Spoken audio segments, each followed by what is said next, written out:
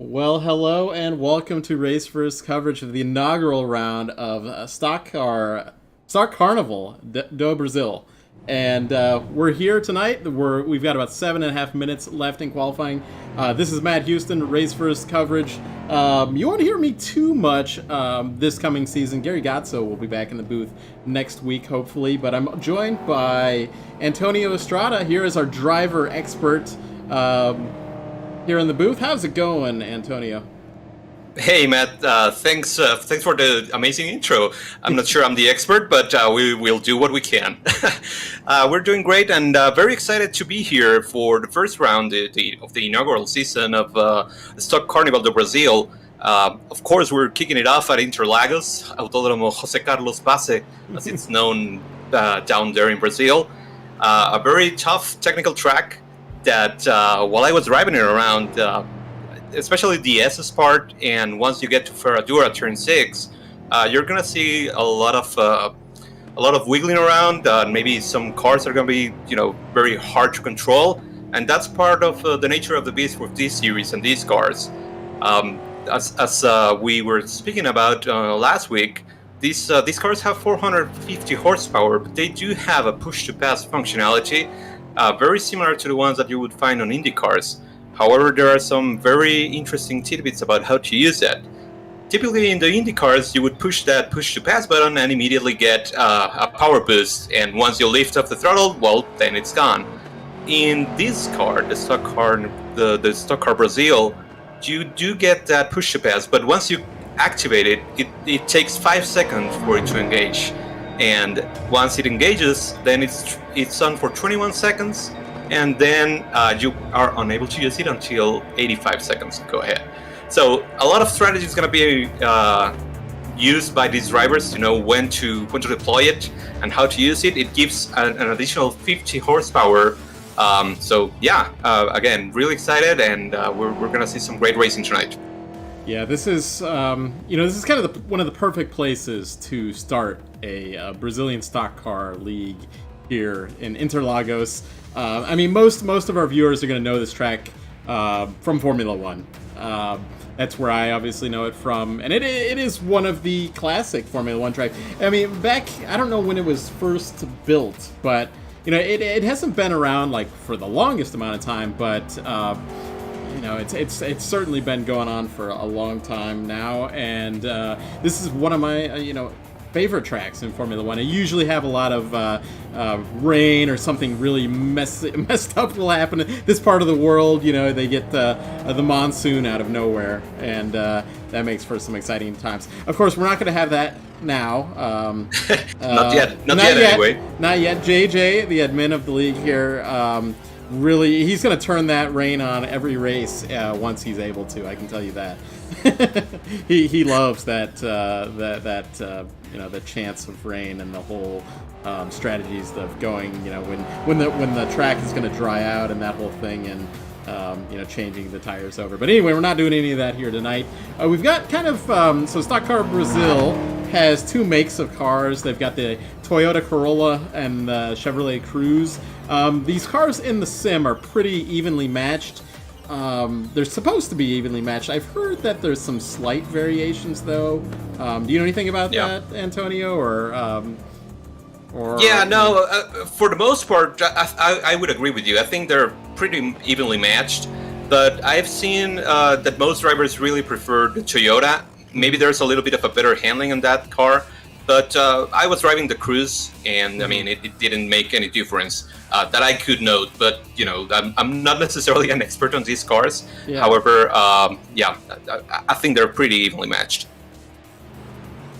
I'm just looking. Our provisional pole sitter is Ezekiel Montero, followed by Chris Hill. So Chris Hill.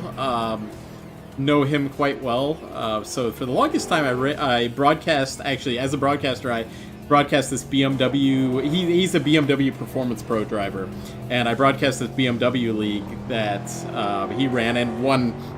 He won a significant amount of the races that I broadcast. And then one day, I mentioned how I started this Formula Indy Series league where we run Indy cars mostly on road courses.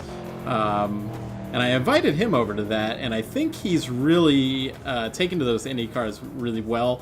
Now he's joined Team Watson Racing, and JJ happens to be a member over there, so he's getting a lot of those Watson guys over into this league here too. So a few of these drivers here I do know quite well. Drew White's another one out there. I'm just looking off the list here. Dan Miglin too. Oh, Josh Tucker out there too. So all these guys, Watson Racing, some of them will have it on their cars. Yeah, and we also have Bruno Miranda there, who drives for Junko's Hollinger eSports division. He's really fast, and on those qualifying or pre-season races that we did, he was really fast. So that's someone else to keep an eye out. Yeah, I mean, this is literally going to be the first time I've seen him drive anything but the Indy car, so this is going to be really interesting. Does he actually, I just saw, does he have a teammate in this league here? Because I see two Junko's cars and Ezekiel Montero and Bruno running those liveries here. And I just FYI, that team also loves the race first. So shout out to them if they're watching here tonight. Bruno's running both in Formula Indy Series. He's running in RAL, and we broadcast both of those. And now we're broadcasting a third series that he's running. So he's got a full-time gig here. Oh, and of course we do the Monday Night Indy Fix. Gary runs those, and most every week he'll be over there as well, competing for the win. And it looks like we do have some Junko's eSports guys in the chat room here on the broadcast. Saying hello to them tonight. Welcome to the broadcast. Hope you enjoy the race. Yeah, so what we're setting up here, this qualifying is going to set the grid for, I'm going to blank on it for a moment, but we're going to do a heat race. It's is it 10-minute heat race? And then... go ahead. Yeah. So that's a great point that we haven't talked about. These races. So all of these weeks that we're going to be having in Stock Carnival Do Brasil, we have 2 races per night.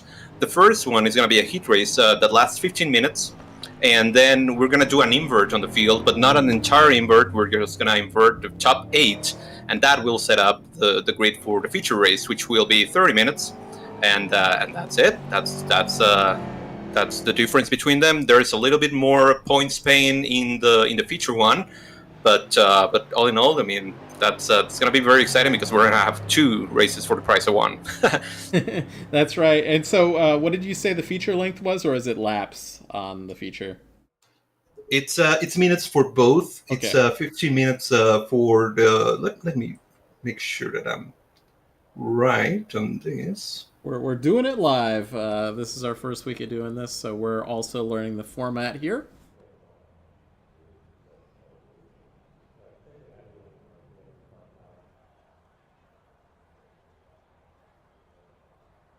A little bit. Okay, yeah, looking for it. I'll go ahead and get the grid. We've got the cars gridding here behind the pace car. I'll go ahead and start it. So Ezekiel Montero there going to be pole sitter for this heat race.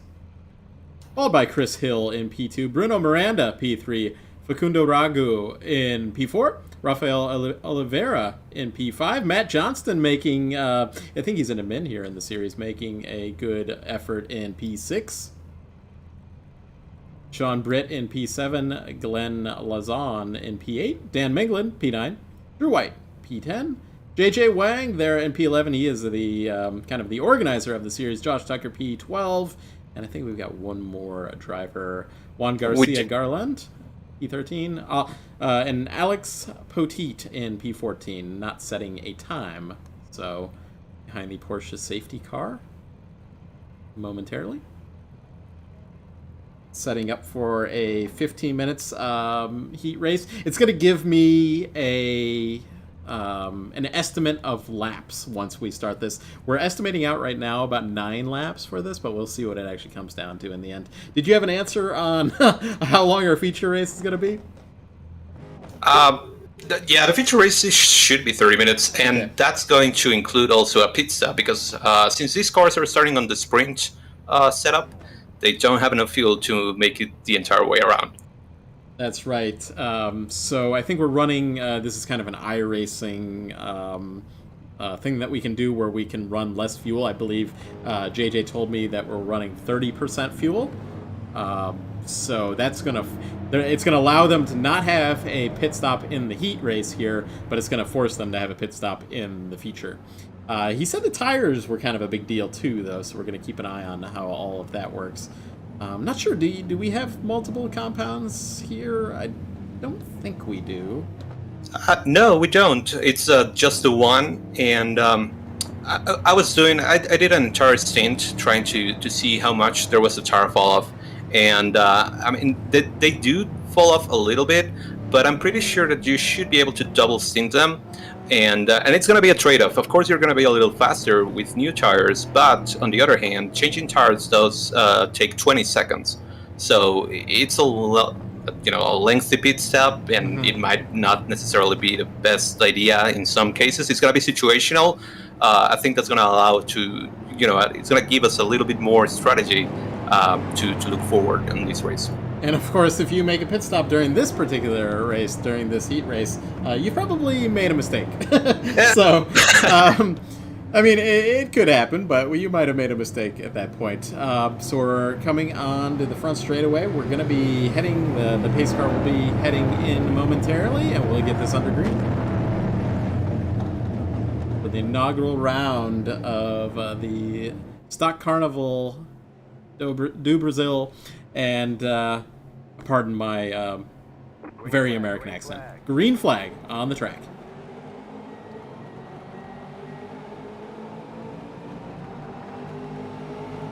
Side by side into turn one they go. Hill on the outside.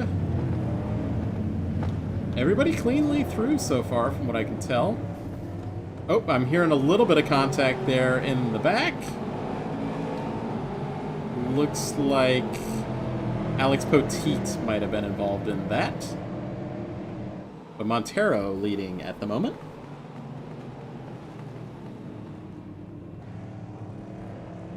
Hill ducking in behind him. He's got a challenger from Bruno Miranda.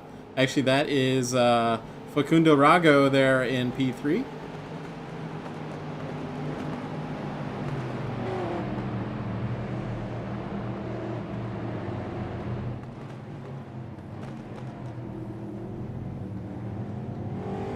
Looks like our second broadcaster had a little bit of an issue. No problem there. I'm calling it as it is. And we get our leaderboard going there. Technical difficulties. Tire smoke into hairpin there. Chris Hill's caught up with Montero there, right on his bumper.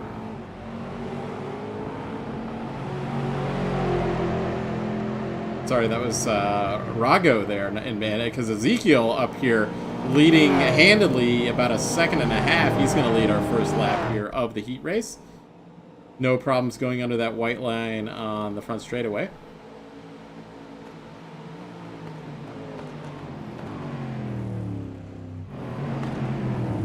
Great battle. Oh, a little bit of contact there between Chris Hill and Rago there. And that's going to allow Bruno Miranda into P2 to put the Juncos eSports team 1-2 in the heat race. Now, we will be having inversion at the 8th position. So if these two drivers finish 1-2, I mean, we still got 12 minutes to go, 8 laps estimated out to go.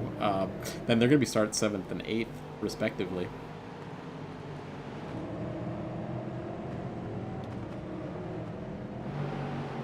A gaggle of cars here for a battle for about the 7th position. We've got Josh Tucker in that.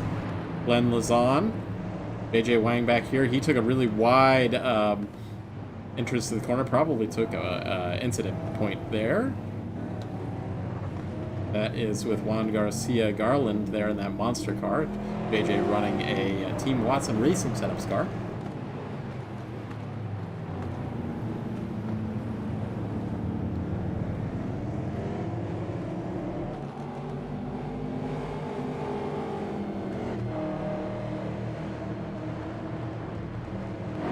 heading back up to the battle for the second position. Miranda on his push to pass up here. Let's see if we can get an in-car look of this. Maybe, oops, might not get it. But with all the push to pass, they get 6 pushes, it appears, that they have, and that's a lot. So we get a view inside the car here. I finally got to it. And we got you back there, I'm back. Genio. Yeah, sorry about that. A little bit of a technical snafu. It happens. I mean, it happens. There's a thing when qualifying ends occasionally, you disconnect from iRacing, so that's what you had. So you were saying after a push to pass, after that expires, they have to wait 85 seconds to use it again? Yeah, they have to wait a massive 85 seconds. So it's a very strategic resource. You cannot just spam it. You need to be really, really mindful and careful and when you're going to try and use it to your advantage. That's, honestly, I kind of like that rule. Like, you know, in IndyCar, I mean, we only get 10 pushes for an entire race that lasts an hour plus sometimes. But still, some drivers will save it to the end of the race, and, you know, they'll spend 3 on the same lap. So I kind of like that it kind of forces you to not be able to do that. You can only use, at most, 1 per lap, basically. Unless we're... Exactly. and then you also have to be, like because of that 5-second delay for it to engage, you have to plan ahead. You can't just be like, oh, I'm going to use it right now this second. It's very situational. It's about, you know, knowing where you are and strategizing in your head what is it that you're going to do before activating the thing. We've got Chris Hill and Rago there battling side by side. These guys have been attached so far tonight here. Side by side. Rafael Oliveira back. Little bit of a log up there. Oop, from Rago or Hill? From Rago, and they're still battling side by side, coming into Curva del Sol. Going to the backstretch now. Hill was almost forced into the grass there, but he saved it, and he's going to live to fight another day.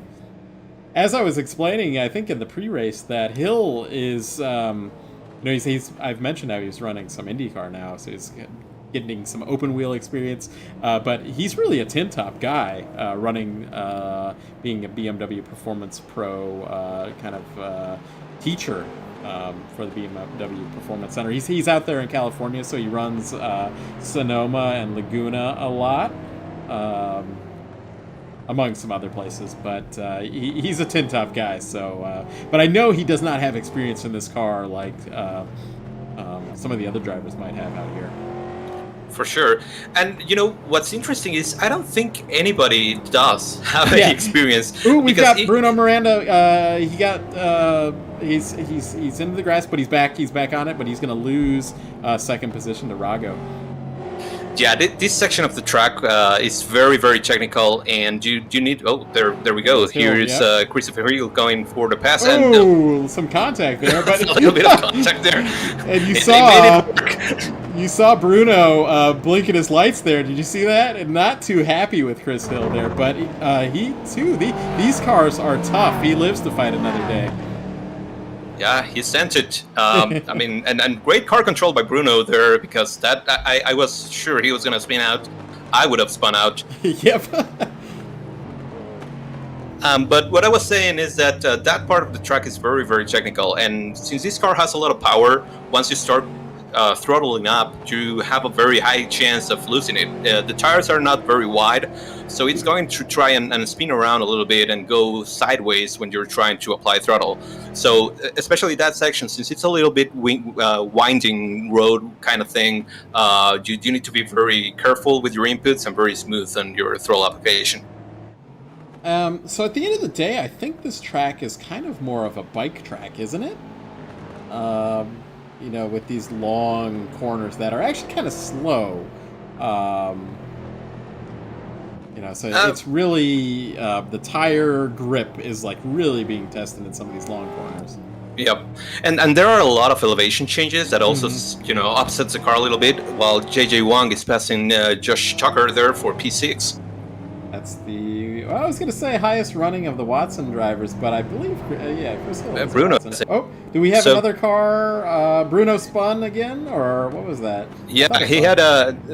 looks like he missed the braking marker and got a little bit into the grass. Okay. But he's back in there, P7 now. Yeah, so Bruno's setting up for that pole position in the feature. If he gets back in the 8th position. That's something that we were discussing last time around. I mean, if you're not having maybe the best of the races, hell, maybe try and go for that 8th spot and get the pole position for the feature race. Yeah, I mean, if you're a good driver and you can keep that lead, no doubt Bruno is. That might. But Bruno is now on push to pass, going by Joshua Tucker there. Wanted to do an in-car view while push to pass. Yeah, yep, we see that light come on the kind of the left side of the dash there. That's the push to pass light. Yeah, and the other thing about the push to pass is because it has so much power, like it's a lot of difference between 450 to 500 horsepower. On the front stretch there, you typically, without the push to pass, would get to around 150, maybe top speed, 150 miles per hour. With the push to pass, you're going to go to 160. And you're going to get there much earlier. So your braking points are going to be all different, and they're going to be all messed up. So you also need to be very careful when using it and not just send it. So the other thing that's kind of interesting on these cars is and you'll know the answer to this question, but and I'm going back to like what Chris Hill would usually drive, but he drives a GT3 or GTE car, and those have traction control and they have ABS brakes, things like that. These cars, I would imagine, have no traction control or ABS brakes. That's exactly right. Yeah. And yeah, that goes back to what we were kind of discussing and then lost our train of thought. But yeah, driving a GT3 or one of those Ferraris or Aston Martins or whatever is an entirely different thing to these cars, because, like you said, there is no traction control, there is no ABS, there are no any kind of support. It's just power, raw power, and yeah, small tires. Kind of, I mean, that's. I will say, like, personally, I'm better with a car that doesn't have any of that stuff, and not just like brag about it or anything. But I'm just saying, when I get into a GT3 car, I'm slow because I don't know how to brake with it. So I really can only drive cars that don't have that. Maybe in real life I need that, but in sim, I certainly don't. Well, I crash with both, so. Yeah. Glenn Great battle Lozon for P8. Yeah. Between Matt Johnson and Glenn Lozon. Yeah. Luckily, I had that right on the camera there for that to happen. We've got Alex Poteet there. He started 14th. He's making his way up into the top 10 here. And I see Bruno Miranda's not thinking about starting 8th because he just got by Tucker. He's up to that 5th position now. JJ's having some more struggle back here, though. It looks like he had an issue. And now Lozon and Matt are going side by side, entering Ferradura. There they are. Got them on the camera. So, good battle here. Meanwhile, up at the front, just checking things in, Ezekiel up there, Montero. He's about a 3-second lead over Rago there for second. So this is the best battle on the track. Kind of a 4-way battle for 6. Tucker, Johnston, Lozon, and Poteet. Yeah, and they're very close together. I think we're going to be seeing some sparkles fly in a couple of laps here. Yeah, particularly from 9th and 10th. They're going to want to get into 8th because that's pole. I mean, they're not going to get inverted. Once you're in 9th and beyond, you're not inverted. You're just starting where you're starting. But if you start 8th, you got pole. So. Yep. And there we see JJ Wang on the bottom. He just went by Alexander Poteet. And now he's behind Glenn Lozon. They're trying to outbrake him, maybe? No, he's gonna stick back in line. Different angles coming at the corner, though. Oh, we got a Johnston going a little wide. Overshot the corner, yep. That's gonna put Lozon and JJ as front row, possibly, if it was the end right now. Yeah, but I don't think JJ is happy with that. He's trying to get by Lozon here. Yeah, you can't really. Oh, and JJ goes wide, which he overshot it. Made a mistake last time. I don't know if we have any sort of incident limits in this league. I'll have to double check that. I don't think we do, but yeah, I'll double check.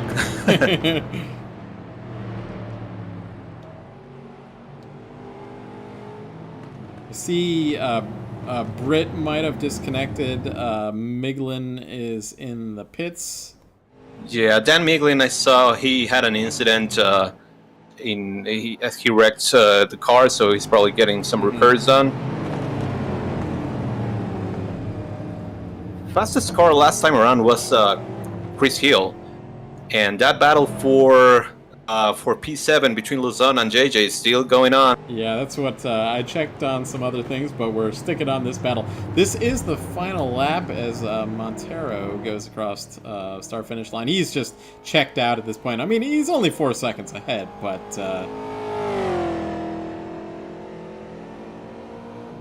I do think this will be the final lap. It's a little tricky sometimes with these whole timed races. I'm not used to them. But. Yeah, sometimes we don't get the white flag, but okay, I think this time we did. I saw white flag waving from the Barney the Flagman. Is what I don't know if you know about that, but that's what they call him. I don't know. It was all sorts of memes during the NASCAR Pro Invitational Series. Okay. And Barney the Flagman was the star. A lot of caution. A lot of caution. And I'm saying that Chris Hill just reeled Facundo Rago in there for P2. We're having a battle there. Yes, we are. Just look at so I was looking at like 6 and 7. Tucker like drove away from JJ in that battle. He's like 10 seconds ahead of JJ there. So Montero is going to navigate the final real corner of the track, and he's going to take victory here in this first inaugural heat here in Interlagos here in Brazil. And Facundo still had one of those push-to-pass, and he's using it now.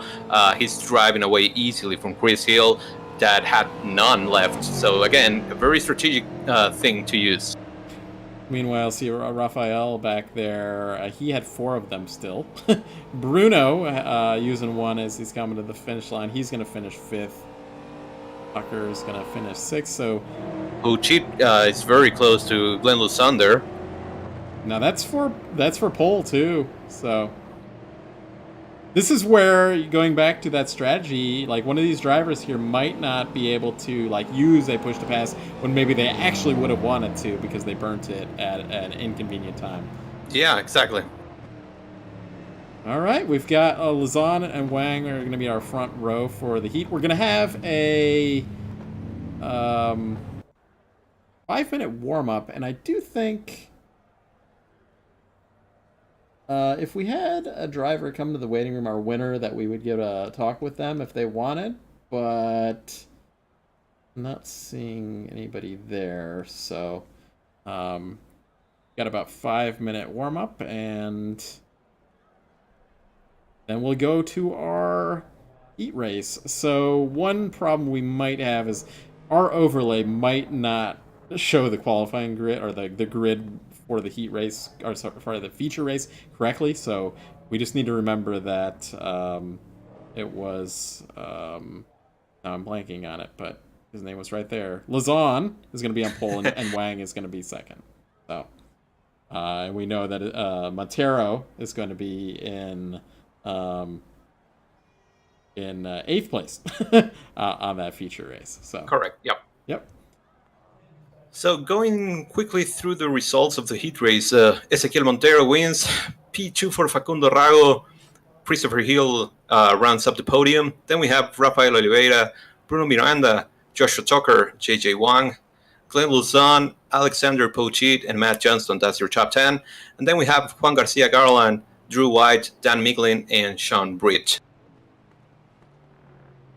Okay, well, we've got 3.5 minutes. I am seeing. I suspect that we will not get that grid. I don't know if you're able to get the grid for when it actually starts. That would be great, but I think on the display it might not show it correctly. It's just kind of a known issue with our broadcast overlay, but it'll get sorted out really quick when the green flag flies.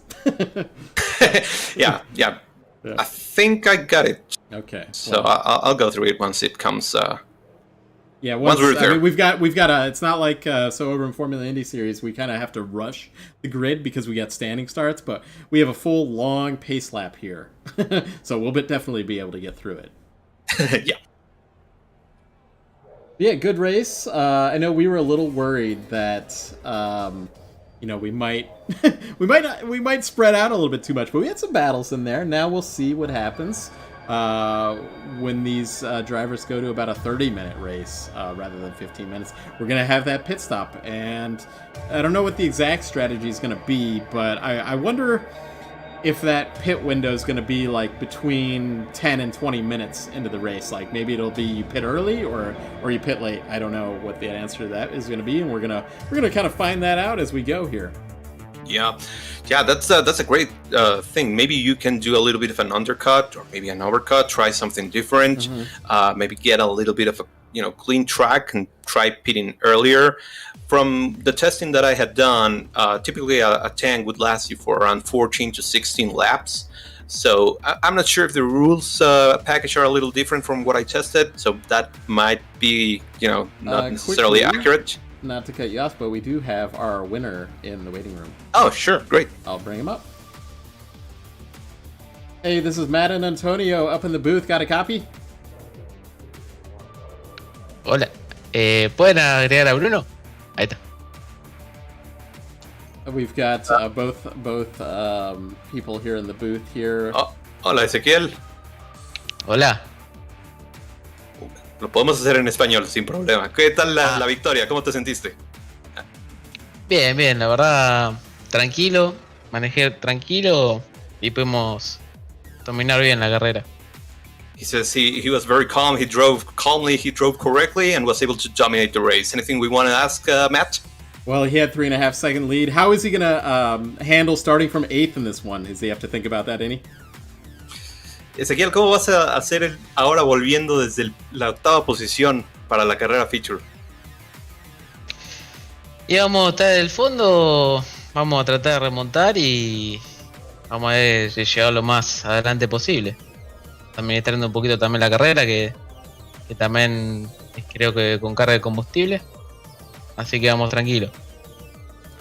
Okay, so basically he says that he's going to be able to drive and he thinks he's going to be taking it calmly, going one step at a time, and that he knows that there's a pit stop that we're going to have to take and we'll go from there basically. It's going to happen as it happens. Well, good luck in the feature and we might see you back here. Suerte, Ezequiel, y tal vez te veamos por acá en un rato. Dale, muchas gracias, chicos. Un abrazo. Abrazo. So that was Ezequiel Montero, winner of our heat race. Yeah, and he's got to get back into his car now. Yeah, real quickly. Yeah. So we're doing this live. We're figuring it out as we're going, but luckily we did get that in there because I know I was gonna be worried that JJ was gonna have a talking to with me. It's like, why didn't you have an interview? But we did. So thanks very much for the translations and everything. And I've got. I got the grid. I might have the grid. Let me see if.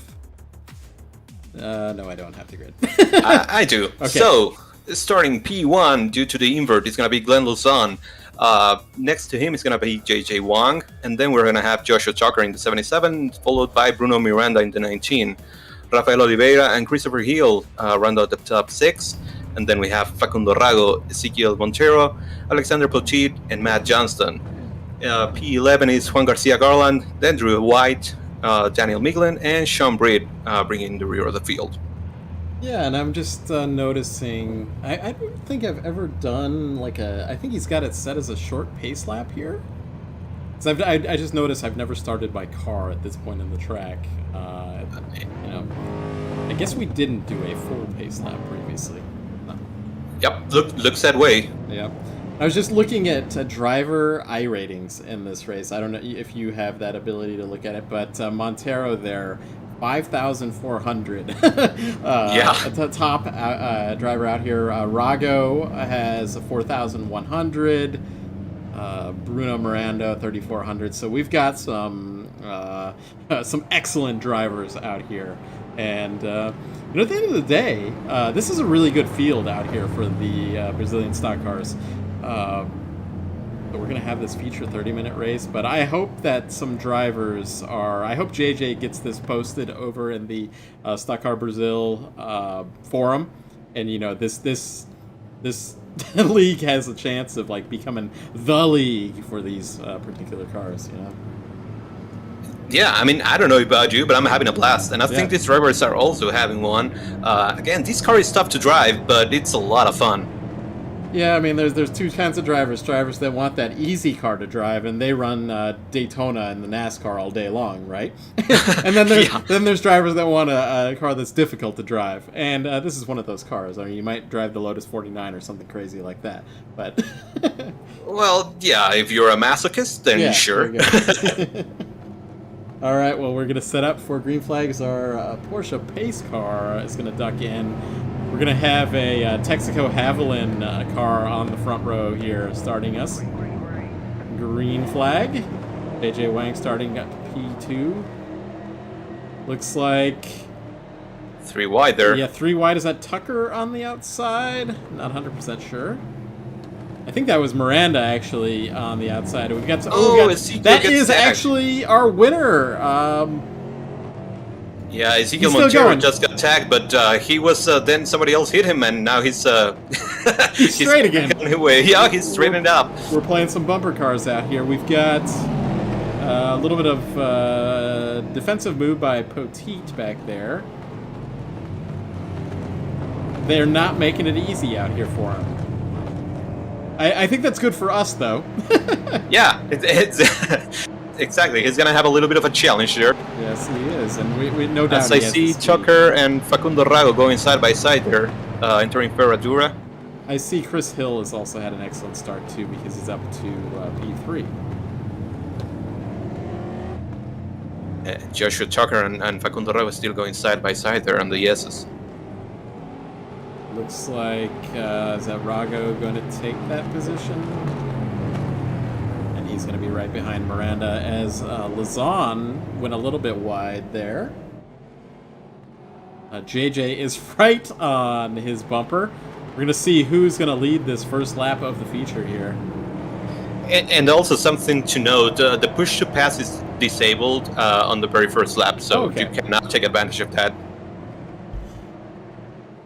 But there is a little bit of draft in these cars. That's also something interesting. You know, I believe that is an IndyCar rule going the push to pass thing, but it's not enforced in iRacing. I believe in real life they do something like that. As JJ is trying to make a move for the lead. Into turn 1, it looks like so far it's going to work. Very clean pass there. Yeah. I think the tires are kind of in the good shape right now. I mean, we saw some very hairy passes happen late into that one, so we're going to see something real interesting as these tires get hot and they get old.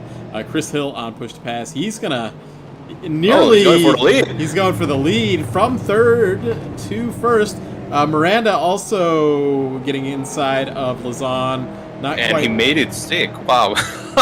Yeah, Hill making that work. He's going to take the lead. As Meanwhile- Bruno is trying there for P3. Very, very close to Luzon there. Meanwhile, A lot of say action in these open laps. Montero up to 7th after dropping back to about 9th or 10th. And now Facundo Rago made it by Bruno Miranda. That looked like he was going to get past Glenn Luzon there. And this is why we do inverted grids for this excitement right here. We sure do, and it's been a lot of fun so far. Yeah, over in Formula Indy, we've been talking about doing like a heat race or a sprint race, something like that, and I've kind of pushed back on doing an inversion, but I'm sure at some point we're going to do it. I mean, that's over in Formula 1, they do the sprint race, but really what they need to do is a sprint race plus inversion, right? That's exactly. That will get you a lot of viewers. Yeah, and the drivers are going to hate it. Oh, for sure. Yeah. Whatever they hate, it's fun for us. Yeah, exactly. Whoa, we've Bruno almost got... making it 3 wide there in turn 1. Yeah, 3 wide in turn 1. Bruno on the inside. He's smoking those tires. Made it work. But he's got a little help from the bumper From action Facundo. in the Senna S, I believe, is where that was. from Facundo. And Facundo blinking his headlights at him. I'm not sure exactly what that means in this kind of racing, but sometimes it's aggressive. Sometimes they just do it over and over just to bother the driver ahead of them. I think it's mostly just a passive-aggressive thing. Yeah. As JJ Wang got by Chris Hill there for the lead, they're going head-to-head all the time. Yep, I had just switched to that as I noticed it. Didn't want to cut you off, but you called it perfectly right there. JJ wants to wants to get this win here today. Still got 25 minutes to go. We're estimating out about 18 laps for this. Oh, I heard in the back a big bang. I don't know if there was. Oh, we've got Tucker off. Rafael Oliveira and Tucker. Yep. I'm gonna get a replay of this. We've got time for replays in the feature here, so let's see if we can get a replay of that. If things cooperate for me. No, it's not actually cooperating for me. I just have to press the rewind button. Oh, yeah. There we go. We had multiple cars. And so actually, Tucker lost it on his own, and then who did you say ran into him? But yeah, they just kept going. Oliveira, yeah. Yeah, I mean, he was just in the way, so it was tough to stop that from happening. So he's going to take a little bit of damage on that front of that car, though, and that might slow him down. I can see a little bit of damage on Oliveira there. So meanwhile, Chris Hill just went by JJ Wang. Yeah. they're going back and forth on that lead. And I'm sure that JJ Wang is going to try and make a move here. Yeah, so I had mentioned this, and JJ and I... Oh, Hill off into the curbs, though, but looks like he's going to hold it off as JJ tries to make a move there. Not going to happen here. JJ and I have known each other for a long time. We didn't actually start racing one another until recently, though. But I knew from past talking to him, he's a big touring car guy. So, I mean, these I guess they're not called touring cars, but they're a little bit like touring cars, so I think that's why he's really kind of fallen in love with these particular cars. Yeah, I'd say that that's something that I hadn't thought about, but they kind of remind me a little bit of the BTCC cars of old times, like late 90s, early 2000s. Yeah, he watched all that kind of stuff, world touring cars, British touring cars. Also, he got me into it for a time. It's a little bit different, but the DTM series, I mean, it's called German touring cars, but they're kind of a little bit different than some touring cars. They're they have a lot of power. So. Sorry to cut you off, but Facundo Rago is on the push to pass button, and now he's bolting all the way to the lead. This push to pass button is major. It's mega. With this car. It's kind of overpowered, and last week when we were at Okuyama, I think we were, or Tsukuba, we were in Tsukuba. Since it's a very small track and not very large straightaways, you don't see the benefits of it that much. Mm-hmm. But here, with that massive straightaway and this one, the one in the backstretch, you can see how overpowered it is. As Chris Hill is going back for P1. Against Facundo there. Oh, well, nearly contact there, but they keep it clean. Meanwhile, the Juncos drivers there, 4th and 5th, with Montero getting past Bruno there. Again, Bruno not used to driving these kind of cars, I have to imagine. He's used to driving a 1,600 kilo car in the IR18, although it's a little bit heavier these days, but still, it's got 650, 700 horsepower. A little bit lighter machine than these cars, though. Yeah, a lot. And yeah, I'm sure it's tough adjusting to something so different. When I was driving it around, I was like, oh, this is so foreign. But after a couple of laps, especially somebody as good as Bruno Miranda is, then he's gonna get it easy. As Ezequiel Montero is going by JJ Wang there for P3. Yeah, JJ's dropping back a little bit now. Not quite able, and I'm just looking at best laps out here. JJ's at a minute 43 here. Everybody else kind of around him are in 42s. Montero in the 41s. So he's on a mission to get it back up to the front. Yeah, but then there is the other part of the push to pass. It's that it's a limited resource, and we are 9 minutes in, and Chris Hill, who is currently leading, only has 3 left. That's something that might come into play a little later on. If you don't have any left to defend yourself, well, you're going to be a little bit of a sitting duck. Facundo Rao has 5, Ezequiel Montero 4, JJ Wang and Bruno Miranda 5 as well. So, I mean, they're using it scarcely, which is, part of the game. Yeah, that's the. I mean, you gotta kind of think about it. We're at a 30-minute race. We're coming up on 33% of that race is done, and if you're Chris Hill and you've used half of the push to passes that you have, you're kind of going through them at a higher rate than you really need to be going through them. So he's gonna be wishing he had them come the end of this race. Yeah, for sure. And I mean, I think you can still manage, but again, it's like it's something that you need to really take care of and make sure you have at least something to defend yourself, especially with the race as close as it has been. Nobody has checked out, and we've had multiple leaders.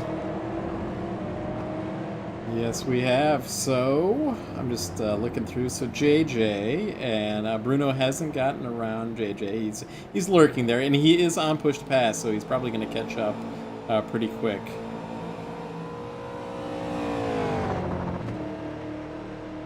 As we have Rago making a pass for the lead on Hill.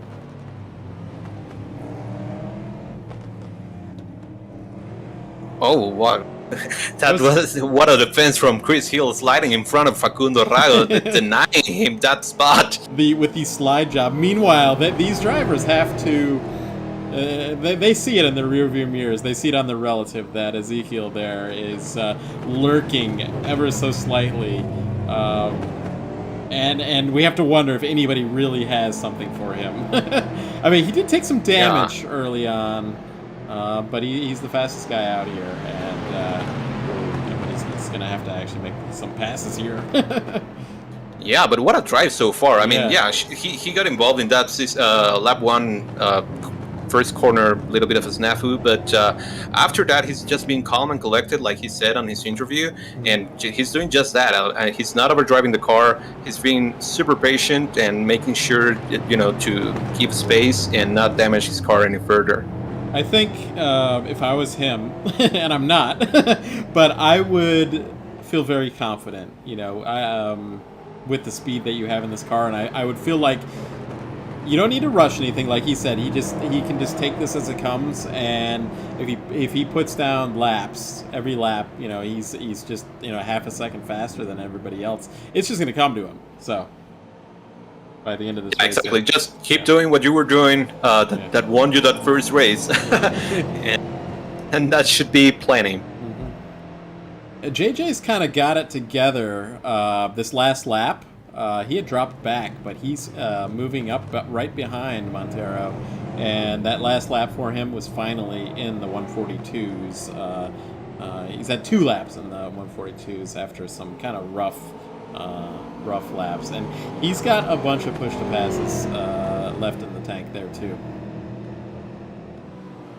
Yeah, and then on the other hand, you also don't want to not use them, Yeah, that's like, especially if you, and this is a bit of an IndyCar thing, but so we ran Le Mans in the IndyCar on Tuesday. I broadcast it. I didn't run it, race it, but I knew the whole strategy was you did not want to lose the draft down the Mulsanne straight. So if you were about to lose the draft, you would use a push to pass to stay in the train of cars. So that it's kind of a similar thing here. You don't want to lose that that draft of the cars ahead of you, particularly on the straightaways.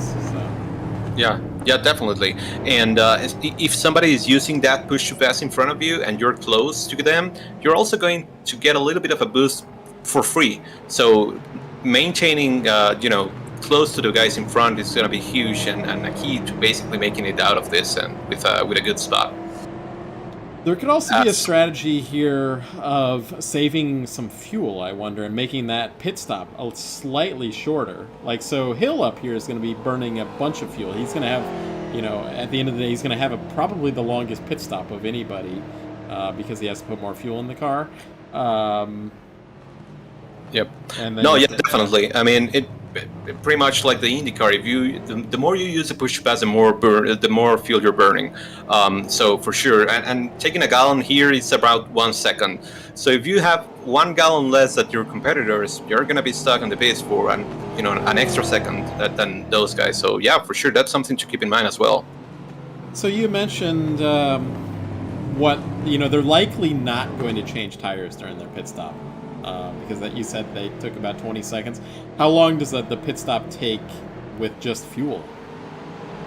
With just fuel, it should take around 14, 13 seconds. Okay. And would the rule be, if they did change tires, that they can't do them at the same time, do you know? Oh, they do it, Okay, but right. they just take 20 seconds. Okay. They're not the fastest. Is that crew. 20 seconds in addition to the fuel, or it would only, if fuel takes 14 seconds and tires take 20 seconds, does that mean there's only a 6 seconds difference there, or? No, I think there's a little bit of an overlap. Okay. But yeah, it takes around 20 seconds. I think it's like 22 seconds or something like that for the tire change. As Bruno Miranda just went by JJ Wang there, and they're still battling. Now, JJ had caught up to Montero there, but just slowly but surely, that group's kind of breaking away. Bruno wants to catch up to that group. And JJ is starting the pits. First of our drivers to head on into the pit lane here. Trying to do maybe a little bit of an undercut. Could be. This should be interesting. Here's another thing with that whole tire situation. You have to wonder, did the driver remember to turn his tire change off? Have you ever driven a car that like you are supposed to turn it off and you didn't? I've done it so many times. Yeah.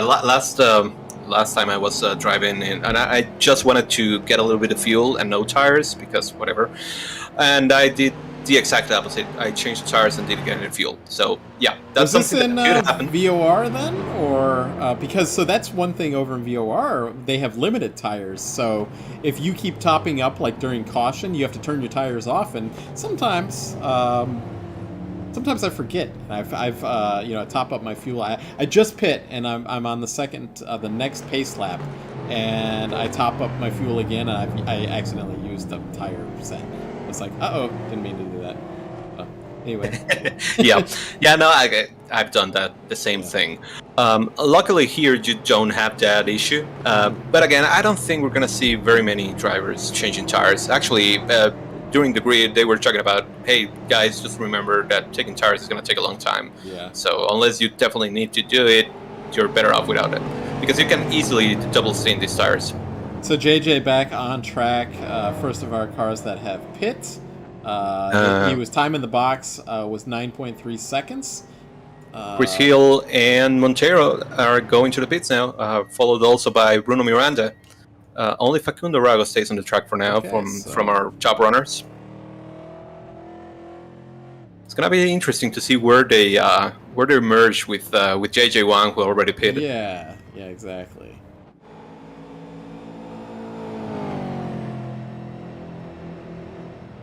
I'm curious. Well, Hill's pit stop. 8.9 seconds by Hill, a second faster than Montero's there. And JJ's just coming out of the first corner, so Hill's plenty ahead of him.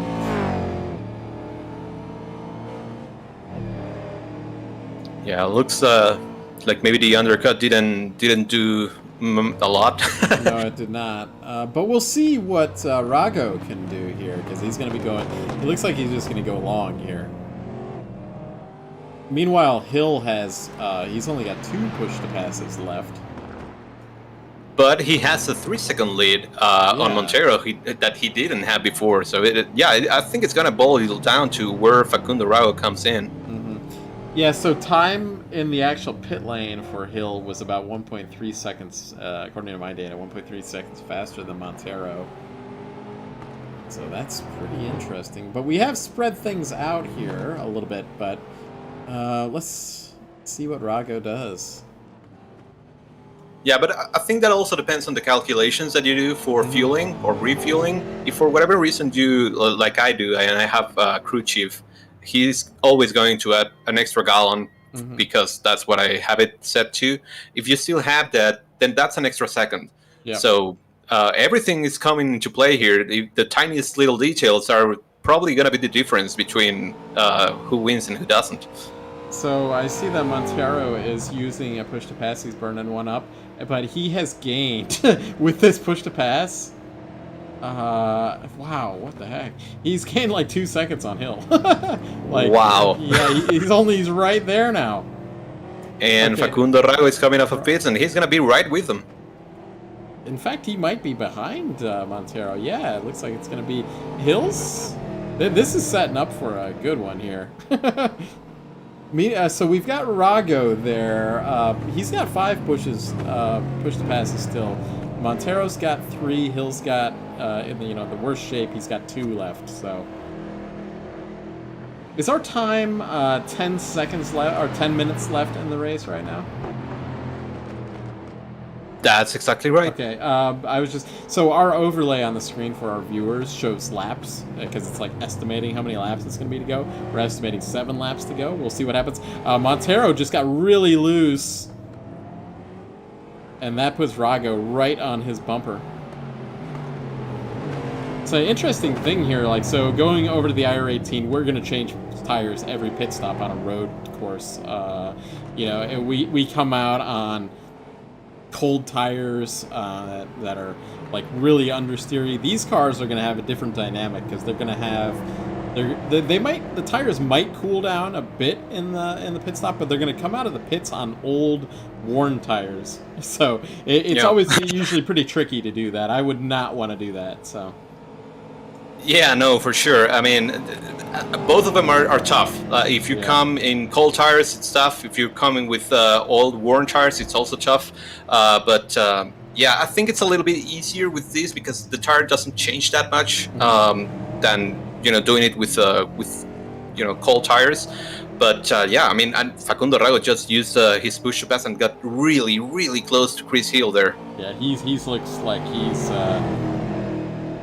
he's kind of the one to beat, I think, but he's got to actually make these passes work.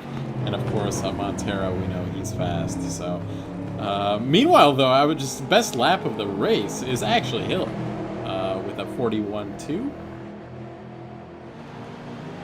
Very close to get on times for the top 4 on the best lap. Yeah, and I just 41.2, 41.6 for Ezequiel Montero. 41.9 for Facundo Rago, and 49.9 also for Bruno Miranda. Very, very close together, all these guys. For a moment after these pit stops, I was like, oh no, we were going to have a spread out race. Did you think that too? But all of a sudden it came back together. Yeah, no, I mean, but that's what the push pass strategy does. I mean, at the end of the day, Chris Hill already has used 4 of his, and Facundo Rago and Ezequiel Montero still have quite a few in their tank. As Chris Hill is using 1.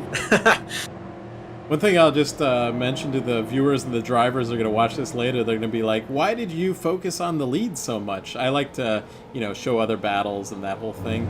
Our next closest battle is Rafael Oliveira, and I think it is Matt Johnson there for P7. But if we've got a battle for the lead, we're going to focus on that here, so...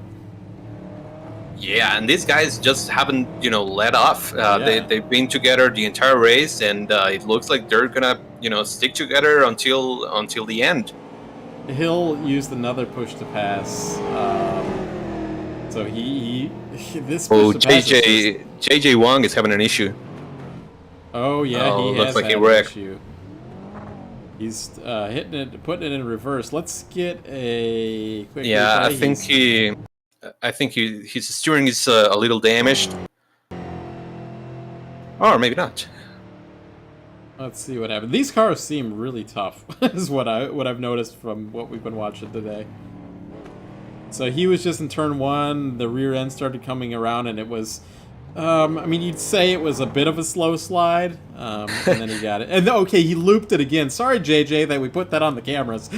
he got it going again, and then he looped it again. So, been there, done that. Oh yeah, for sure, done that multiple times. we gotta battle for the lead. And you know, JJ Wang, Matt Johnson, and Rafael Oliveira also with Len Luzon, so they're very close for the lead, but they're also very close for P5. So Luzon is leading this little train with 4 cars there. Yeah, that just puts JJ back into a battle with, you know, his tires maybe a little bit smoked, a little bit hot from the double spin that he had there. Yeah, but that just goes to, you know, what we were talking about earlier, that these cars are a handful to drive. I mean, it doesn't seem that way because these guys have been doing so good the entire race, but the car is twitchy. It tries to spin out, and you know, it's a tough one to handle. Again, no ABS, no traction control, no driver assist. So kudos to the drivers; they've been doing a great job. Rago was on push to pass, I think, and he's got a good run on hill. Side by side they go. And Montero just behind him. Yes, he's just lurking there. He doesn't have to do anything if he doesn't want to. You know, these two guys might just take each other out. I see Rago doing the little, as you said earlier, a passive-aggressive blinking of the lights. we don't have that in the IndyCar. we definitely need that. Yeah. 200 I would miles flash him nonstop. Yeah. but you know, kudos to these drivers. I mean, they've been racing hard, but super clean the entire race. I mean, Chris Hill has done a massive defense there. So yeah, I mean, this is a lot of fun to watch.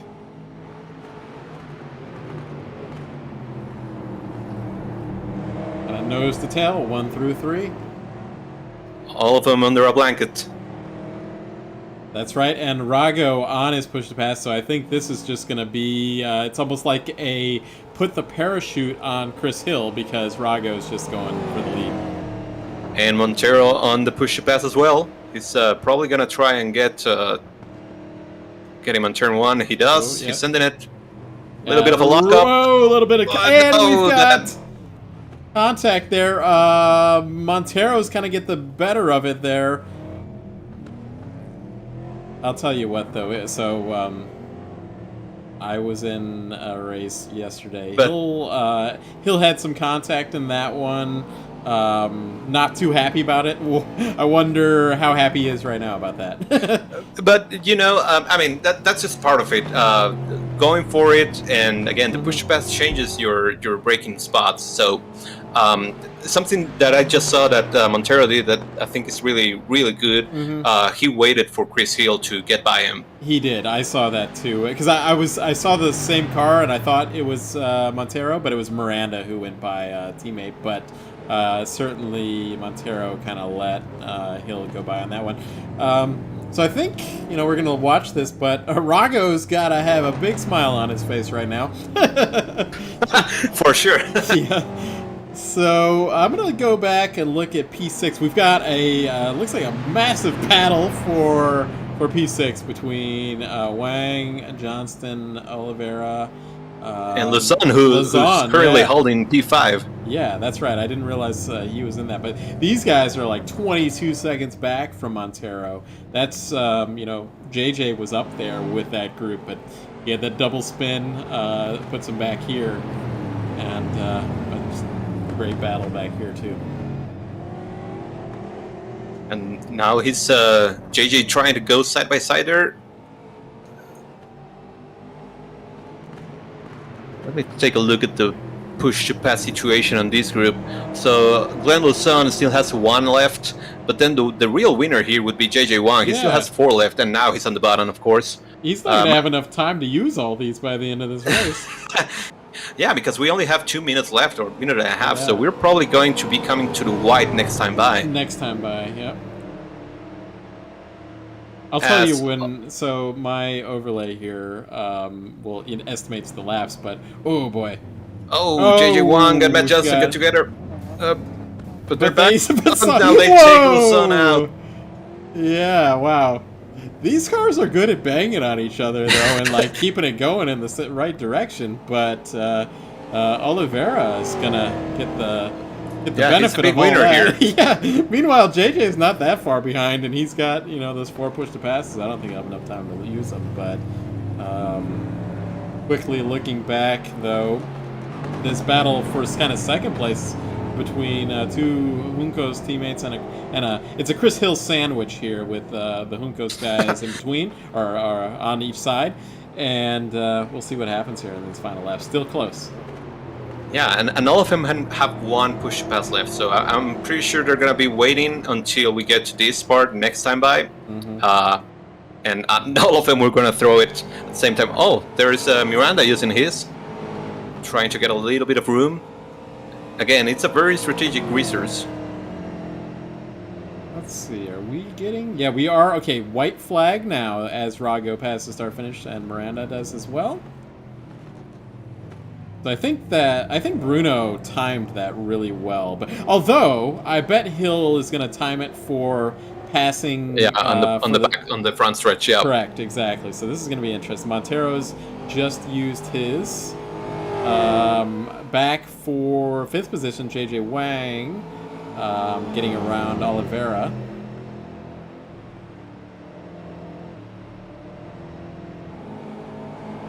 These drivers looking at from 2nd to 4th, but they were taking it really wide on that corner back there. Using all the track at their disposal.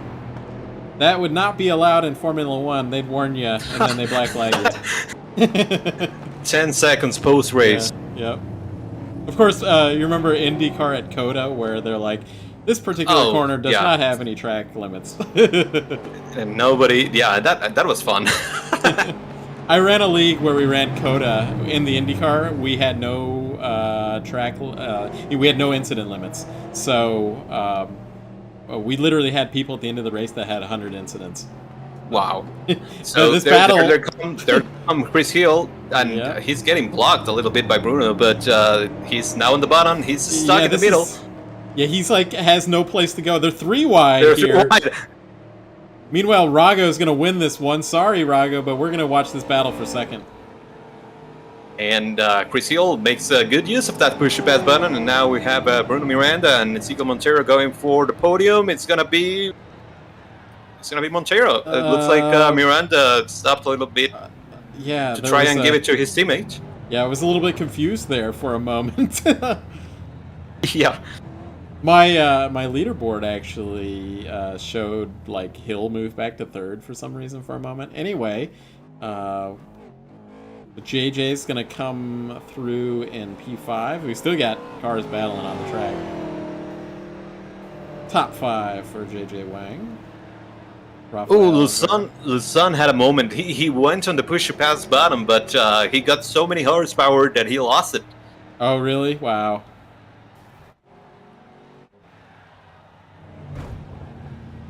That was a great race. Excellent race. Well, we'll get Rago in here, and we'll do that interview. But yeah, awesome race. I'll bring up the results, although they're not that different what you're seeing already. Rago going to take the first victory of the feature race here. So I don't know exactly how the points will even out. I'm not gonna try to do math in my head, but I think this is gonna be pretty interesting how the points are gonna lay out here, and we're gonna set up. So next week I'll bring up our schedule. That nice, excellent graphic. I was gonna send it to JJ, by the way, but I was like, I'm gonna let Antonio do that if he wants and not take his glory. No, it's all good, man. Go ahead. Yeah. So here is our. We're gonna be at Summit Point next week. Summit Point, just so you know, Summit Point's like one of my favorite tracks. So if I'm not broadcasting, I might actually show up for that. It's such a. Oh, that would be great. Such a like. I will tell you who's a threat there is. I know that Chris Hill's driven that track a lot because we were this BMW league that we were in. A lot of the guys were from that area, and that was like their home track, Summit Point. Oh, so they know it inside out. It wasn't Chris Hill's like home track, but just because he was in that league, He was quite good there. So yeah, I really like it. Just I don't know. It's a really rough track. It's almost like what we were talking about earlier, where the track grades can be pretty unsafe at Summit Point. You don't have walls or barriers. You just have you go into the trees if you crash. So yeah. So well, then we're going to be at Fuji, at Laguna Seca, Phoenix Road Course. That's the Phoenix Oval Road Course. A Sandown. That's the kind of one of the newer Australian tracks. Watkins Glen. Not sure exactly what layout we're doing. Maybe We're doing the boot. okay. All right. I could see JJ doing like NASCAR Cup, but the boot's good. That's what I pick. And then we're going to be back here for Interlagos. I'm wondering if JJ will. I'm going to give him an idea right now. This is a bad idea. But maybe he should have them use the chicane for the bikes. That's a totally bad idea. So well, it would be a fun idea for us. yeah, it's a bad idea. Like we don't want to run the same track over and over and over again. So let me bring up Rago here, but let me set up my replay for this. I do like a slow-mo with his car, so let me get that set up real quick and we'll pull him up here.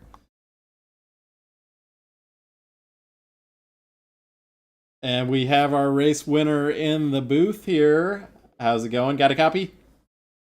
Hey, yeah, I'm listening. Hey. Well, awesome race. You used your push to pass perfectly, it seemed like, and then the cars all behind you, they all had a little bit of a scrap, and then suddenly you were 5 seconds ahead. But tell me how your race went and how your kind of strategy went, and how it went for you. Well, yeah, it was all about managing the push to pass. It was a bit tricky at the start. I got a bit sandwiched in down to turn one. I couldn't do anything, but yeah, it was pretty beautiful race. Pretty fun. Very fun battle with Chris, with Bruno, with Ese. Yeah, at the end, I saw the crash behind. I was a bit lucky because I did use the push to pass just moments earlier. So yeah, I got very lucky there. And then it was managing the end of the race with the push to pass. I have one left at the end. So yeah, it was a beautiful race to race with these guys who are great. The Juncos guys are very fast, and yeah, it was pretty funny to race with them. Yeah, awesome race. So I'm seeing that you did have the fastest lap. You had a minute 40.792, which I believe that was faster than Montero's lap in the heat race, in the sprint race. So really, really fast. Awesome race. So next race, we're going to Summit Point. I don't know if you've driven there before, but any thoughts going there? Yeah, I'm looking forward to it, of course. It's gonna be tricky because it's kind of small track, and these cars are really big and really hard to drive. So yeah, I think it's gonna be tricky, of course, down to turn 3 and 4 with these cars. But yeah, it's gonna be fun. Yeah, it has a long straight to use the push to pass with. So yeah, it will be great. Hey, Antonia, did you have any questions? Facundo, just congratulations, great racing. You were together with Chris Hill and Ezequiel Montero pretty much all race. Was it stressful? Well, yeah, it was. Yeah, Chris is pretty fast and pretty aggressive as well. Of course, it's great racing. It's hard racing, but yeah, it was kind of aggressive down to turn one and the Pico de Pato. It was kind of difficult, but yeah, it was fun to drive with him. And Ezequiel is very fast. He showed how fast he is in down the qualifying.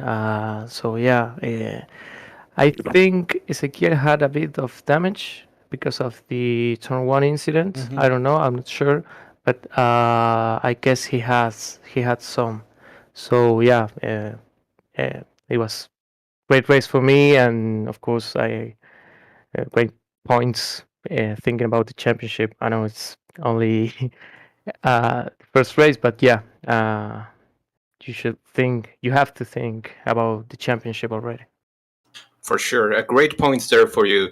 I think you're going to be like around 48 points or something like that. So yeah, congratulations on that. Hey, before we go, ¿quieres saludar a alguien? ¿Quieres mandar un saludo? Puedes hacerlo en español con todo gusto. Let me thank you. Let me thank my team in Spanish, please. Saludito para ATR, la verdad que equipazo, todo salvo Jero. La verdad, a Jero no tengo nada que agradecerle. Es el único que no hay que agradecerle nada, salvo el resto de los chicos son unos fenómenos. Así que muchas gracias y saluditos. Se nos fue para Argentina hasta la primera. Felicitaciones. Thank you. Thank you both. Awesome. Congratulations on the win. Thank you, Matt. Thank you. All right. Well, we'll do our final results, final thoughts here. But awesome race. Like, really had no idea what to expect here tonight. But I think that JJ and the league admins here, they should post this replay for sure. Anybody that's I know this car has a bit of a reputation in the official that it's really hard to drive and it's hard to find a race, but if a league can get started and really get going and having a good feel like it's had tonight, having a broadcast, having really good drivers, you've got the Juncos team here representing with their esports team. It's a really awesome thing we've got going on here, and hopefully the grids are just going to grow from here, and it's just going to get even better. Yeah, no, definitely. I mean, if anybody was hesitant about joining this league, I mean, they just need to watch the replay, and they're probably going to change their mind. It was an absolute blast to cover this. I thought that the field was going to spread out at some point, and it never did. So, yeah, no, for sure. Great racing all throughout the field. We stayed with the top 3-5 most of the race because they were glued together. But there were battles all over the track. So, yeah, no, this was a fantastic kickoff of the season. Yeah, I bet you didn't use you didn't use very much of all that stuff you prepared for, did you? Because you didn't have a moment to use it. Not at all. Yeah. Well, awesome stuff, and thanks everybody for watching. Make sure to hit that like button. Should have done some more of that, saying that. Hit that like button on the video. Make sure to subscribe to the video. Hit the notification. We'll be right back here next week, next Thursday, 9 p.m. Eastern Time, U.S. For Summit Point here and the Stock Carnival series here, and. Really appreciate you helping out, Antonio. It was really good. This is literally, this is for our group out here. It's like literally the first time Antonio and I talked to each other. We've raced each other plenty, and probably like the last year in the Indy cars, but we've never really talked to each other, and it's great. And Gary's kind of set this up. Gary should be back next week, and if he's not, I'll be here again. But and if not, I might be on the track. That's going to be awesome to watch. Yeah. Well, it won't be pretty. It won't be pretty. So thanks but everybody. A lot of fun. Yeah, thanks everybody for watching though, and congrats JJ for putting on an awesome league.